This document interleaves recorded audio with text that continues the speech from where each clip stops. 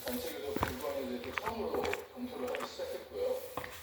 하지만 그 노사는 수행선을 달렸고 결국 노조는 다시 총파업을 예고했습니다. 핵심 쟁점은 법원의 통사임금 판결에 따라 임금을 얼마나 올리느냐입니다. 노조는 상여금을 통사임금에 포함한 법원 판결 취지에 따른 12.85%의 임금 인상안을 고수하고 있고 하측의 임금 체계를 개편하고 다른 지자체와 비슷한 수준으로 임금을 10%가량 높이는 방안을 제시했습니다. 서울시내버스는 준공영제로 운영돼 서울시는 자체 분석 결과 노조안을 100% 수용할 경우 연간 약 1,500억 원을 추가 부담해 재정 부담이 커진다는 조정이 필요하다는 입장입니다. 파업을 하루 앞두고 노사 대표자는 서울지방노동위원회 중재로 막판 합판에 나섭니다. 교섭이 결렬되면 노조가 13일부터 파업에 나서기로 하면서 양측이 타협점을 찾을 수 있을지 주목됩니다. YTN 김준현입니다. 지난 주말 경북 상주 서산 영덕고속도로에서 차량 10여 대가 잇따라 부딪혀 5명이 숨지고 8명이 다쳤습니다. 이른바 블랙아이스가 사고 원인으로 지목된 가운데 경찰이 블랙박스 등을 토대로 정확한 사고 경위를 조사하고 있습니다. 최령신 기자의 보도입니다. 화물차 한 대가 가드레일을 뚫고 도로밖 북팔면에 고꾸라져 있습니다. 뒤따르던 차량들은 행차를 알아볼 수 없을 정도로 심하게 부서졌습니다. 주말 새벽 서산 영동고속도로 남상주 나들로 인근에서 발생한 16중 추돌 사고 현장입니다. 이 사고로 5명이 숨지고 8명이 다치는 등 모두 13명의 사상자가 발생했습니다. 경찰이 사고 경위를 밝히기 위해 본격적인 수사에 착수했습니다. 수사의 초점은 사고 선후관계입니다. 블랙아이스로 추정되는 구간에서 화물차가 언제 넘어졌는지, 또 차들이 어떤 과정을 거쳐 연쇄적으로 추돌했는지 규명하는 데 주력하고 있습니다. 이를 위해 사고 차량들의 블랙박스 영상을 전수 확보하고 운전자 진술을 대조하고 있습니다. 도로 관리 책임을 맡은 한국도로공사의 대응도 쟁점입니다.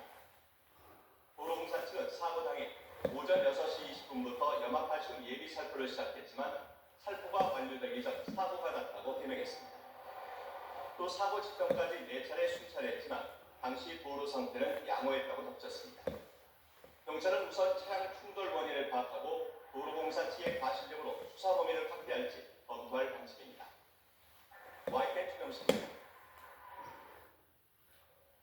오늘 새벽 2시 40분쯤 충북 청주시 청주 영덕고속도로 청주 방향으로 문희 청남대 휴게소 인근에 달리던 화물차가 앞서가던 화물차를 들이받았습니다. 이후 뒤에 오던 또 다른 화물차 2대가 앞선 사고 차량을 잇따라 추돌했습니다. 이 사고로 2명이 심정지 상태로 병원으로 옮겨졌고 2명이 가벼운 부상을 입었습니다. 경찰은 음주, 졸음운전 여부 등 정확한 사고 경위를 조사하고 있습니다. 태풍급의 돌풍이 도심을 덮치면서 노후된 간판과 시설물이 생명을 위협하는 흉기로 돌변했습니다. 강풍이 예고되면 미리 취약시설을 점검하고 보행자는 위험지역을 피해야 합니다. 임승환 기자가 취재했습니다. 고속도로를 달리던 차량에 커다란 시설물이 갑자기 날아듭니다. 건축 자재로 보이는데 태풍급 강풍에 속수무채 이리저리 날립니다. 강한 바람은 공장 강뼈락도 조각조각 냈습니다. 시멘트 블럭이 길게 늘어선 주차 차량들을 덮쳤습니다. 사람이 없어 그나마 다행이라면 다행이었습니다. 경기도 수원에서는 가림막 기둥이 통째로 뽑혔고 건물 마감재도 힘없이 나가떨어집니다. 강한 바람이 몰아치며 피해가 잇따랐고 의정부에서는 20대 남성 100명이 숨지기도 했습니다. 전문가들은 강풍이 예보되면 일단 사전 대비가 필수라고 조언합니다. 강판 연결 부위가 부식되지는 않았는지 반드시 살피고 흔들림이 있다면 즉시 보강해야 합니다. 유리창 파손을 막으려면 창틀이 흔들리지 않도록 해야 하고 건물 옥상 등에 놓아둔 화분과 집기류도 모두 치워놓는 게 좋습니다. 강풍특보가 내려지면 특히 보행자들은 노후 담장이나 큰 나무 근처를 피하고 가급적 건물 내부나 안전한 실내에 머무는 것이 가장 안전합니다. YTN 임승환입니다. 오늘 아침 출근길에도 감추인을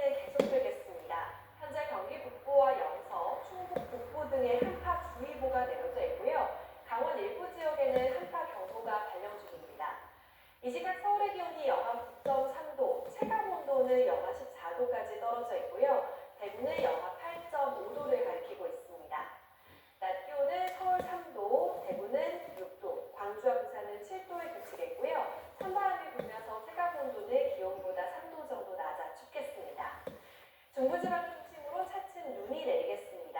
오전은 수도권을 시작으로 오후에는 그 밖의 중부지방과 경북 북부 내륙 그리고 전북 동부 지역으로 눈이 확대되겠습니다. 예상 적설량은 경기 북동부에 최고 7cm, 영서에 최고 8cm가 되겠고요. 추위속에 눈이 얼면서 빙판을 이루는 곳이 많겠습니다. 오늘 영남 지역은 대체로 맑겠고 동해안 지역에서는 대기 건조함이 계속되겠습니다. 바람도 강하게 부는 만큼 산불이 나지 않도록 조심해야겠습니다. 날씨였습니다. 이 시각 수요일입니다.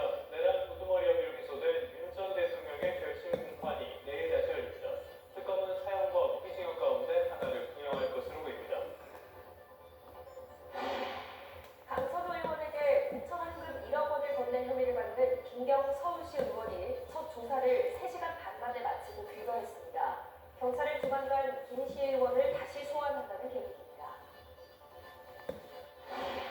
더불어민주당 새 원내대표에 삼성 한병도 의원이 선출됐습니다. 임기가 4개월에 불과한 한 원내대표 앞에는 개혁 입법과 당의 공천 헌금 의혹 문제들, 난제들이 놓여 있습니다. 북한의 무인기 침투 주장과 관련해 청와대가 북을 도발하거나 자극할 의도는 없다고 다시 한번 강조했습니다. 그러면서 진상을 규명하고 신속하게 결과를 공개하겠다고 밝혔습니다.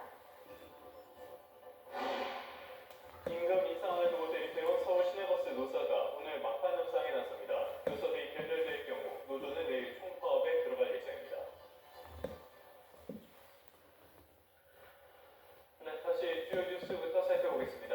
지난 9일 변호인단의 지연 전략으로 무산된 윤 전 대통령에 대한 결심 공판이 내일 다시 열립니다. 특검이 사형이나 무기징역을 구형할 예정인 가운데 윤 전 대통령 측이 어떻게 대응할지도 관심입니다. 김선희 기자의 보도입니다. 내란 우두머리 혐의를 받고 있는 윤석열 전 대통령에 대한 결심 공판이 13일 오전 9시 30분부터 서울중앙지방법원 417호 대법정에서 시작합니다. 당초 결심 공판은 지난 9일이었습니다.